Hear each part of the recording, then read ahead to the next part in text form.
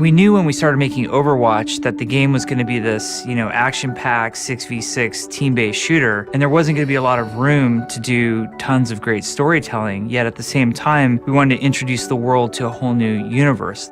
Animated shorts were one of the most exciting avenues that we had to tell a lot of story. These shorts are very important for Blizzard because all the players, especially the Blizzard fan base, and all the people that weren't familiar with Blizzard's games, got emotionally connected to characters through the storytelling that we create. May's story is actually one that we've really been excited to tell. We're trying to find a hook into this character and what makes her tick and what would be an interesting struggle for her. She has some characteristics which are very obvious. She is cheerful, she is optimistic, she's extremely cute, but we've always had these ideas about what lies beneath the surface, the tragedy in her backstory, and this piece is a lot about finding out what those characteristics are when it comes to May. It was extremely important to dig into who is May the human being and how did she become the hero that she is. All of that is as important as, how much damage does the left click on her gun do. When we wake up, I'll have a whole new data set to examine. May, you're holding up nap time. Sorry, bye. When we first see May in this piece, she's more of an observer, kind of a support character.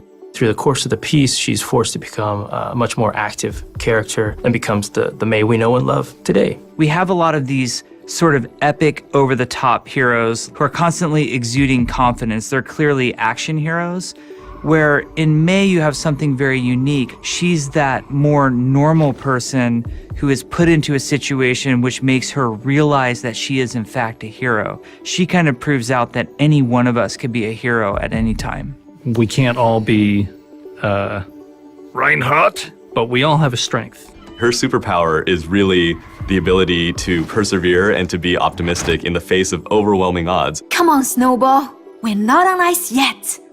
May is one of the scientists of Overwatch. She is primarily a climatologist. Overwatch is a story about soldiers, scientists, adventures, and oddities. So we've done a couple stories about soldiers, we've done some oddities. So I think it's time that we give the scientists some due.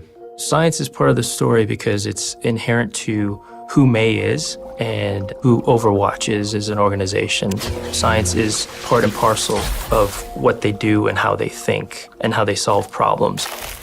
That's why heroes like May and Winston are so important. They show us through their science and intelligence that they can overcome problems as easily as heroes like a Reinhardt or 76 who do it with brute force. Creativity, it plays a huge part in our story. May is a super creative character. She uses creativity to think her way out of an impossible situation.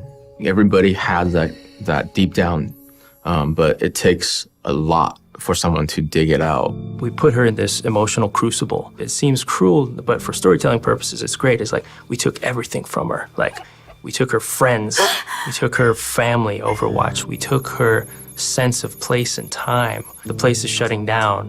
There's no communication. There's no heat. That's where you want to put any character to see what they do. Oh no. Do they rise to the challenge? Do they buckle? Do they change, etc.? I just needed a little more time. The power! Snowball! What? No! Snowball! Snowball's sacrifice is very important for her because I think Snowball is her safety blanket. With Snowball, she's never truly alone. Snowball's absence is that final thing that makes May realize, I have to step up now. I can be as heroic as anybody else. I don't pretend to be able to get into Snowball's circuits, but there's no way for him to know that he's ever going to be revived. He's giving his life for her. He has an emotional journey, and he kind of sees the bigger picture before May does, and that's why he makes the choices that he makes. Thank you, my friend.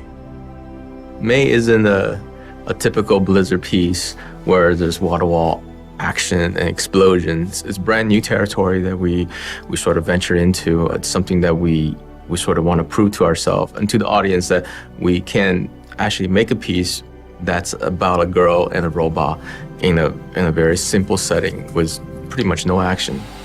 Not every one of these animated shorts is a bombastic combat piece with, orcs and Protoss warring against each other. Let's get inside of a human being's head and really show their character and show their motivations and show a totally different emotional side of the storytelling capabilities of Blizzard. It's about exploring characters, it's about finding out what makes our heroes tick, and it's about testing them, having them face up to challenges, and then hopefully overcoming them. It's a journey from sleep to wakefulness. It's a journey from innocence to loss of innocence. The internal journey from scared and uncertain and not really believing in herself to, holy crap, I did it. It's a mini movie. It's got Act 1, Act 2, Act 3. It draws you in. It gives you emotion. It makes you laugh. It makes you cry. That's kind of our mission statement. That's our battle flag. Did we connect with our players? Did you feel something? Are you moved? If this collection of pixels that's moving around on a cell phone can make you feel something, then we've done our job. Rise and shine, Snowball! We're on our way.